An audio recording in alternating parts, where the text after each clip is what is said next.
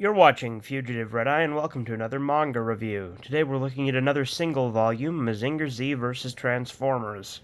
Now with this Mazinger Z vs. Transformers, obviously it is in Japanese, and I did not Google Translate it, so my summary of the plot will be based on the pictures alone. Nevertheless, it was still a very interesting read, and there's a couple of things I want to point out. Namely, number one, I think it's very similar in style to a US comic book for several reasons. Number one, it goes from left to right in the US style, rather than the right to left in the Japanese style.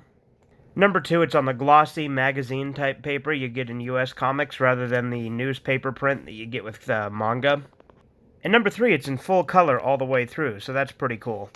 But essentially, from what I can gather from the plot of this, there's these magic space wizards at the beginning of the story that I think merged the two dimensions of both Transformers and Mazinger Z. That's what I can guess is happening here in the beginning. And then Baron Ashura and Dr. Hell team up with the Transformers. I say Transformers rather than just Decepticons because initially Optimus Prime and his Autobots are hostile towards Mazinger as well. Though I'm not sure if they were working necessarily with Dr. Hell, or if they just coincidentally were also against Mazinger and the gang. But eventually the Autobots do team up with Koji and them, but the Decepticons are obviously still enemies. So the Autobots and the Mazinger team all team up against the Decepticons as well as Dr. Hell. And a new Decepticon emerges that has a lot of Mazinger-like traits and has Breastfire and the Scrander on its back. It's a very interesting manga. It only has the one single volume, and that is the full story as far as I know. Looks like Megatron is considerably bigger than any of the others, including Mazinger. But there's a close-up of Optimus and Koji and Mazinger going up against each other in the beginning. Now here's where things are going to get spoilery, because I'm going to show the twist in the epilogue. But the green one of these magic space priests or wizards or whatever they are turns out to be Go-chan. Which I should have expected, because Go-chan, again, that is a name I use. I don't know if that's correct, but the reason I call him Go-chan is because that's what he's called on a FAQ of Legend of Dynamic.